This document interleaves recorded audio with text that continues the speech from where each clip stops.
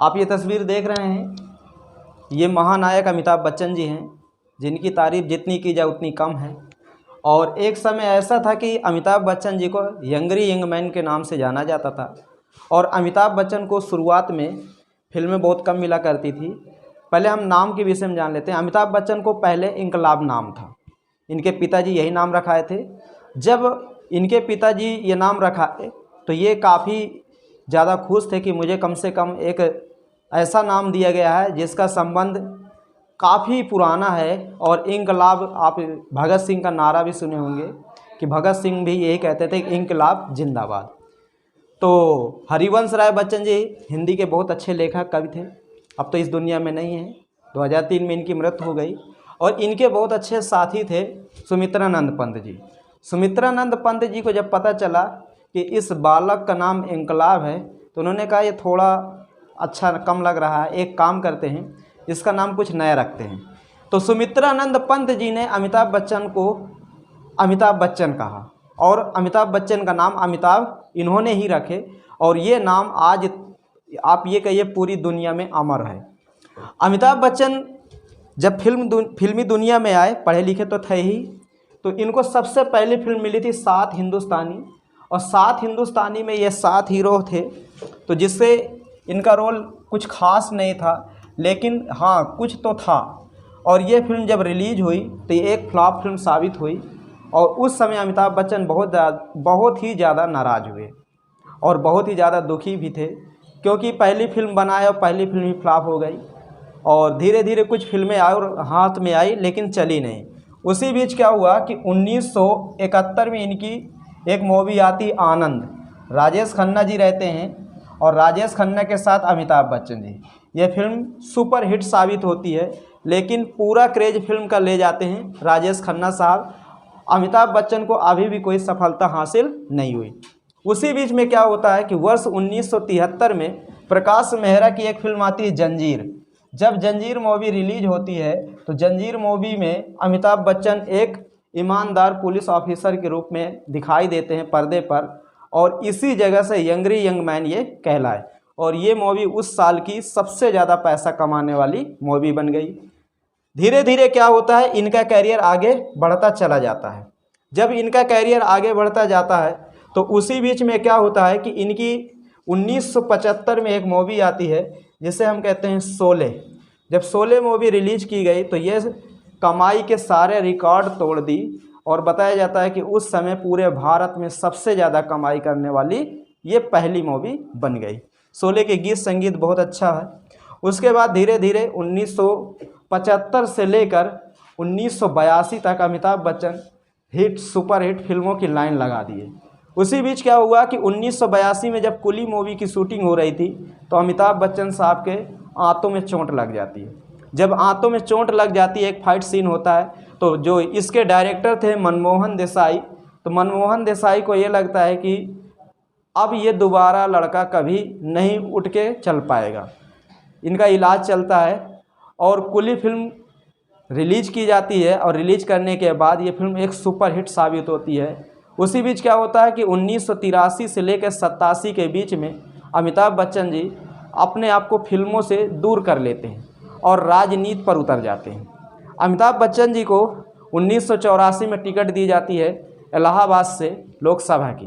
राजीव गांधी के संपर्क में आ जाते हैं। जब इलाहाबाद से लोकसभा की टिकट दी जाती है तो ये चुनाव जीत जाते हैं और जा कर के दिल्ली में संसद में पहुंच जाते हैं। और उसी बीच क्या होता है कि इनके ऊपर बहुत सारे इल्ज़ाम लगाए जाते हैं, जिससे ये अपने जो संसदीय पद है उससे त्यागपत्र दे देते हैं और दोबारा फिर फिल्मी दुनिया में आने का प्रयास करते हैं।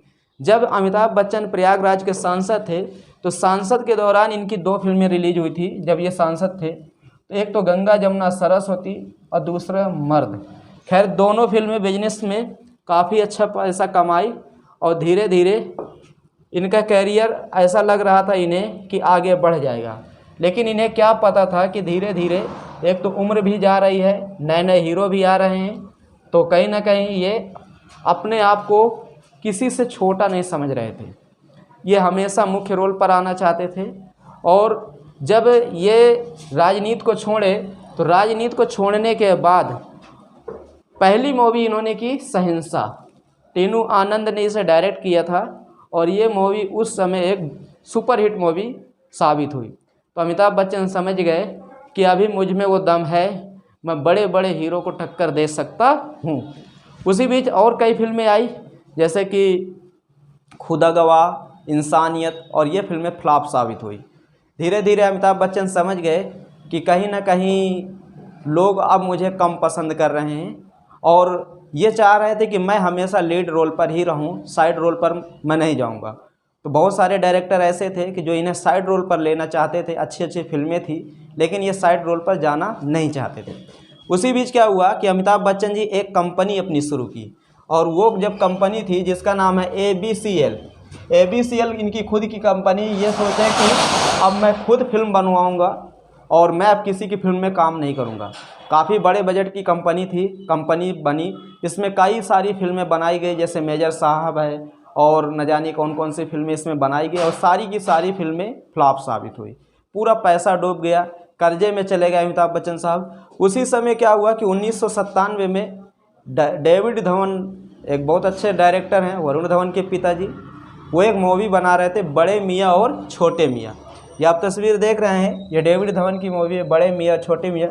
इसी समय गोविंदा जी की माता का देहांत हो जाता है। तो गोविंदा जी की माता का देहांत जब हो जाता है तो गोविंदा जी तो इसमें काम करने के लिए तैयार नहीं थे।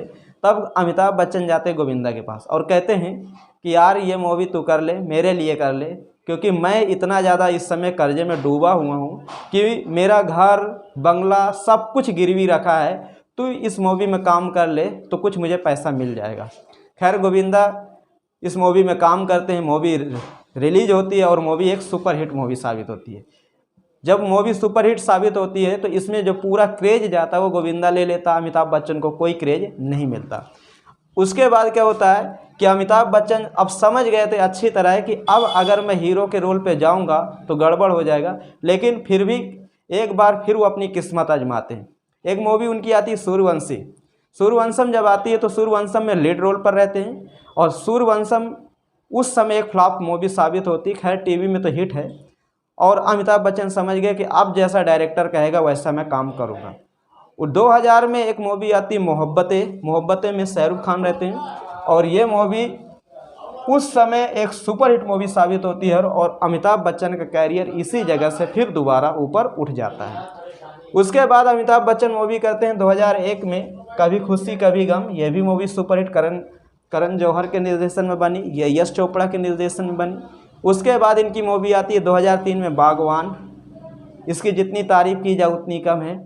धीरे धीरे सरकार राज, भूतनाथ, तमाम ऐसी मूवी आती हैं अमिताभ बच्चन जी की जो हिट और सुपरहिट होती चली जाती हैं और दोबारा अमिताभ बच्चन जीरो से हीरो बन जाते हैं। और आज ऐसे जगह पर अमिताभ बच्चन खड़े हैं कि जो शायद बहुत ही कम लोग खड़े हो पाते हैं। इसीलिए कहा जाता है कि अमिताभ बच्चन जी इस सदी के महानायक हैं, क्योंकि वो जीरो से हीरो बने और उसके बाद फिर वो जीरो हो गए और फिर उस जीरो से फिर वो हीरो बने। तो कहीं ना कहीं उनकी मेहनत और उनका आत्मविश्वास उनके साथ था, तभी वो आज इस पद पर हैं और आज पूरा भारत उन्हें बहुत ही नेक नज़र से देखता है, सम्मानित नज़रों से देखता है। शायद कोई ऐसा व्यक्ति हो जो अमिताभ बच्चन को गाली दे। और इनका एक बहुत अच्छा कार्यक्रम भी शुरू किया गया है, KBC कौन बनेगा करोड़पति। न जाने कितने नवयुवक इस कार्यक्रम में से करोड़पति बन करके अपना नाम रोशन किए हैं। तो ये बहुत सराहनीय कार्य है इनके द्वारा जो चलाया जा रहा है KBC कार्यक्रम कौन बनेगा करोड़पति। अगर आप लोगों को भी ये खेल खेलना है तो इसमें सबसे अच्छी GS आपकी अच्छी होनी चाहिए, क्योंकि सामान्य ज्ञान से संबंधित ये क्वेश्चन पूछते हैं और उसका पैसा देते हैं। तो अमिताभ बच्चन भारत की एक हस्ती है और जब ये हस्ती इस दुनिया से जाएगी तो हमें काफ़ी दुख होगा और इस हस्ती का हमें हमेशा सम्मान करना चाहिए। तो दोस्तों उम्मीद करता हूँ ये वीडियो आपको पसंद होगा। धन्यवाद।